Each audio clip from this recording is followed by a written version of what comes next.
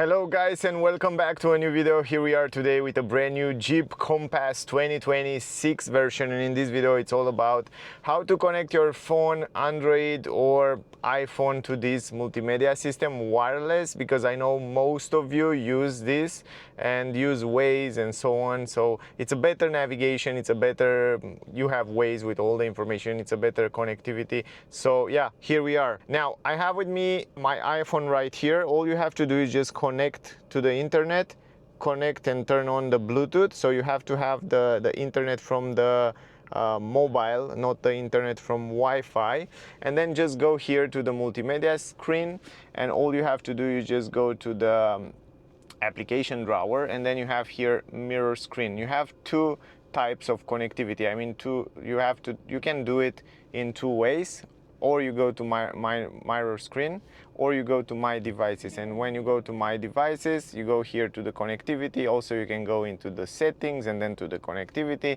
and then around here the car will search for nearby devices. So all you have to do is just turn on the, let me do this, come on,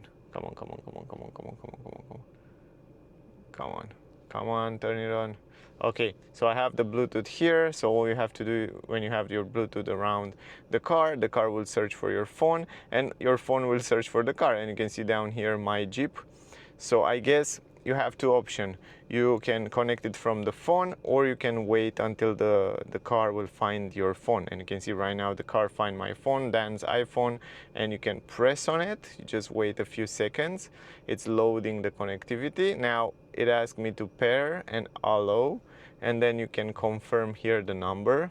You wait a few seconds, and then it will ask you if you want to connect to CarPlay, and then connect to CarPlay. The same it's with Android as well.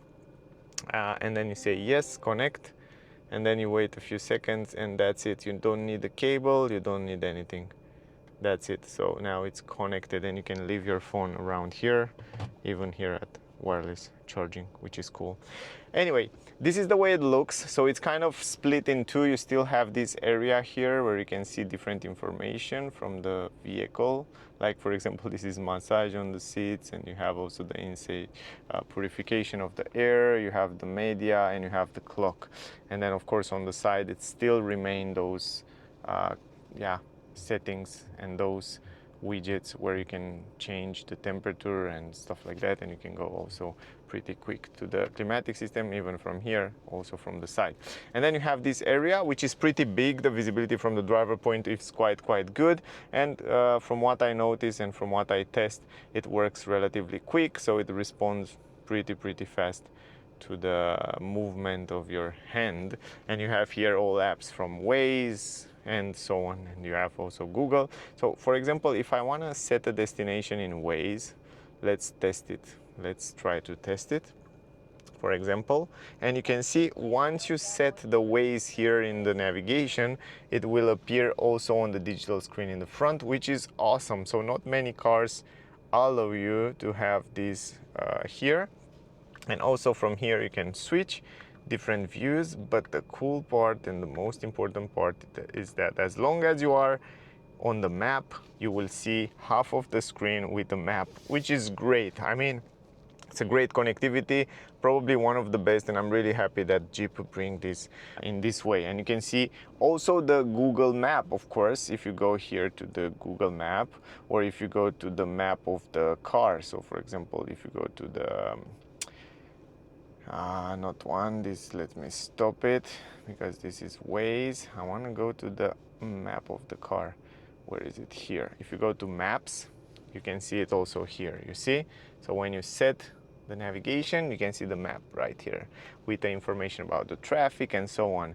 And if you go to Google Map, and let's set a destination, I don't know, let's try something, gas station, something like that, and then we go to a near one, start. I didn't know that you cannot see the Google. Wow, interesting. The Waze, you can see it. You can see also the map from the iPhone, but you cannot see the Google map. Wow, that's an interesting approach. And I saw that also on Volvo, new Volvo ES90. So I guess is not from the car. The problem is from the iPhone, because Apple doesn't want you to use Google, which is competitor from Android. But Android, you can see it. Wow, really interesting approach. I didn't know that. Now it's good that we kind of find out. But yeah, as long as you use the normal map, you will see it also there, or Waze. So yeah, if you use the map from the car, it's working. And you can use also the voice command. Navigate to Barcelona. I'm currently speaking at 6%. Come on, let's try again. Navigate to Barcelona. Nothing to repeat. Navigate to Getting Barcelona. directions to Barcelona.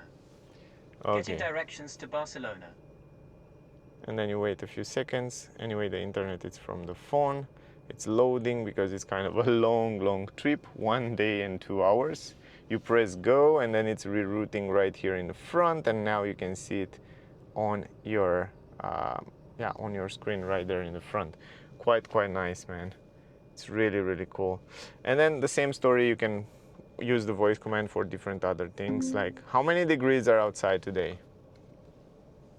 The high today will be 21 degrees Celsius, and the low will be 7 degrees Celsius. Nice.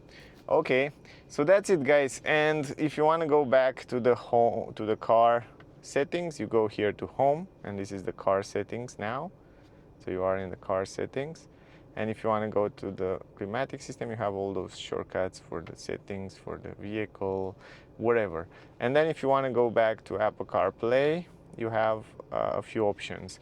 Up here, you will see this icon always on the screen. So no matter where you go, you see this icon there, you see? No matter in which settings you are, that icon will appear here. And then you press this icon and you go directly to the Apple CarPlay or Android Auto.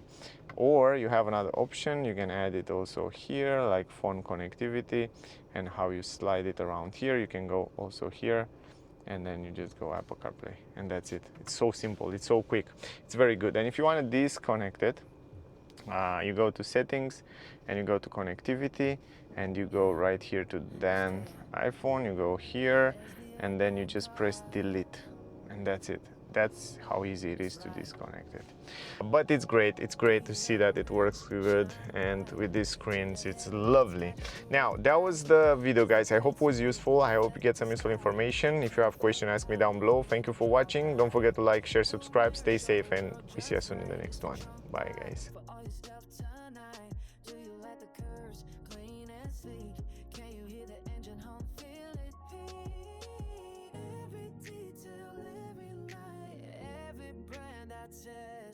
From BMW to Tesla, I show you the best.